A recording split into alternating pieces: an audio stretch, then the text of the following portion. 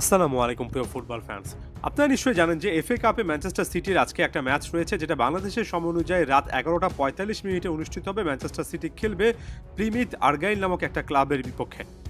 এখন এই ম্যাচের আগে কিংবা এই টাইপের ম্যাচগুলোর আগে ম্যানচেস্টার সিটি ফ্যান বেসদের মধ্যে একটা বড় অংশের একটা বড় রকমের আগ্রহ, বিশেষ করে বাংলাদেশের অঞ্চলের কথা বলছি, তৈরি হবে ক্লাউদিও এচেবেরিকে কেন্দ্র করে। যেমন মিডিয়া এই মুহূর্তে পাল্টাপাল্টি খবর আছে। একটা অংশ দাবি করছে যে এই ম্যাচের মাধ্যমে ক্লাউদিও এচেবেরি অভিষিক্ত হতে পারেন, আবার একটা অংশ দাবি করছে যে ক্লাউদিও এচেবেরিকে আসলে আরও অনেক অপেক্ষা করতে হবে। আমি দুটো সাইড নিয়ে আসলে কথাবার্তা বলতে চাই।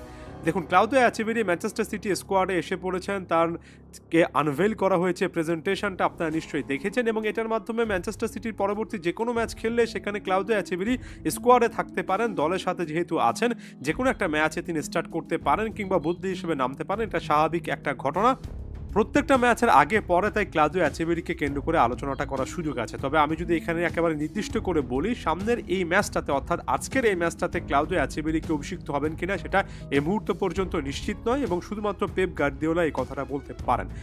আমি এখন এখানে একেবারে ওয়ার্স্ট কেস সিনারিও ধরেই আলোচনা করি, অর্থাৎ সবচেয়ে খারাপ হলে কি হতে পারে। সবচেয়ে খারাপ হলে এটা হতে পারে যে ক্লাউদিও এচেবেরিকে অপেক্ষা করতে হবে এবং ম্যানচেস্টার সিটিতে ডেবু করানোর জন্য পেপ গার্দিওলা আসলে তাকে অনেক দিন ধরে দেখবেন, এবং এটা এক জায়গা থেকে খুব স্বাভাবিক একটা ব্যাপার। একটা প্লেয়ার মাত্র কয়েকদিন হয়েছেন, একটা ক্লাবে এসেছেন, মাত্র তাকে প্রেজেন্ট করা হয়েছে।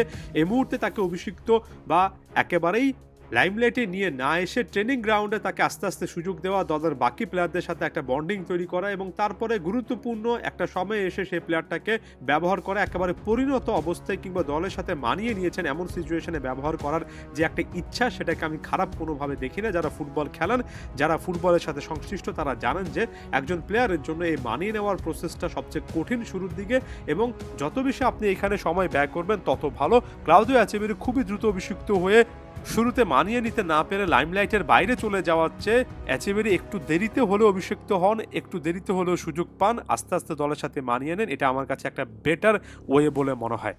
পেপ গার্দিওলাকে অতি সম্প্রতি একজন সাংবাদিক জিজ্ঞেস করেছিলেন যে ক্লাউদিও এচেবেরি আসলে কবে থেকে খেলবেন। পেপ গার্দিওলা একেবারে লেটেস্ট যে স্টেটমেন্টটা দিয়েছেন সেটা হচ্ছে, আমি আসলে এখানে বলতে পারছি না।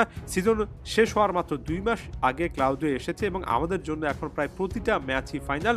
আমরা ইপিএল এর পয়েন্ট টেবিলে 4 নম্বর স্থানে আছি, তবে একটা দুটো ম্যাচ হারলেই আমরা 6-8-এ নেমে যেতে পারি। আমাদের জন্য টপ 4 থেকে শেষ করাটা অনেক গুরুত্বপূর্ণ। অর্থাৎ এখানে আগামী সিজনে নানা রকমের কম্পিটিশনে কোয়ালিফাই করার যে একটা ব্যাপার আছে, বিশেষ করে চ্যাম্পিয়ন্স লিগের ফ্যাক্টরটা পেপ গার্দিওলার সামনে তুলে আনলেন। এই মুহূর্তে ইংলিশ প্রিমিয়ার লিগের একেবারে শীর্ষস্থানীয় পর্যায়ে না থাকলেও টপ 4-এ ম্যানচেস্টার সিটিকে যে করে হোক থাকতে হবে, এবং সিজনের বাকি ম্যাচও তাই পেপ গার্দিওলা এই মুহূর্তে আসলে ফোকাস করতে চান। তবে এটাকে ক্লাউদিও এচেবেরিকে একেবারে না খেলানোর একটা অজুহাত হিসেবে আমি নিতে চাই না। আমার কাছে মনে হয় সামনের একটা দুটো ম্যাচেও যদি পেপ গার্দিওলা সে সুযোগটা না দেন, ধরলাম আজকেও সে সুযোগটা দেবেন না, তারপরও আসলে এই সিজন শেষ হওয়ার আগে কোনো একটা উইন্ডোতে আসলেই ক্লাউদিও এচেবেরিকে ট্রাই করে দেখা উচিত। কারণ পেপ গার্দিওলা যে ম্যানচেস্টার সিটি 2.0 নতুন দিনে যে ম্যান সিটির কথা ভাবছেন, সেখানে ক্লাউদিও এচেবেরি গুরুত্বপূর্ণ একজন প্লেয়ার হতেই পারেন।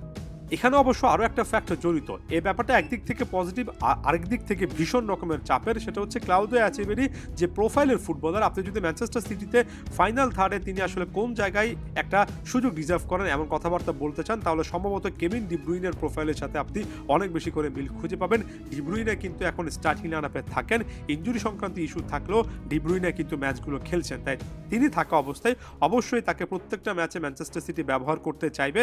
সেটা ক্লাউদিও এচেবেরি বাছাই করে বা যাচাই বাছাই করে দেখার প্রসেসে কিছুটা হলো ডিলে আনতে পারে।